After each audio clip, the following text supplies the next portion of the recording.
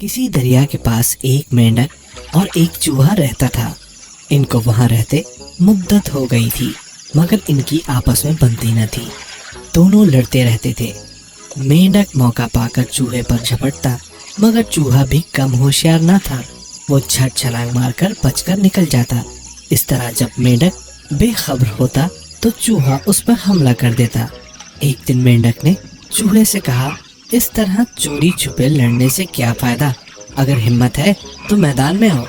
ये सुनकर चूहे को भी गुस्सा आ गया। नथने फुलाकर बोला, तुम मुझे कमजोर समझते हो, लो आ जाओ मैदान में।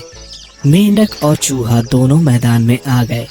दोनों ने एक एक नोकदार सरकंडा ले लिया, मगर जो ही वो एक दूसरे पर हमला करने लगे, एक चील ऊपर से झपटी और दोनों को पंजों में दबाकर उड़ गई। आपस की लड़ाई का यही अंजाम होता है।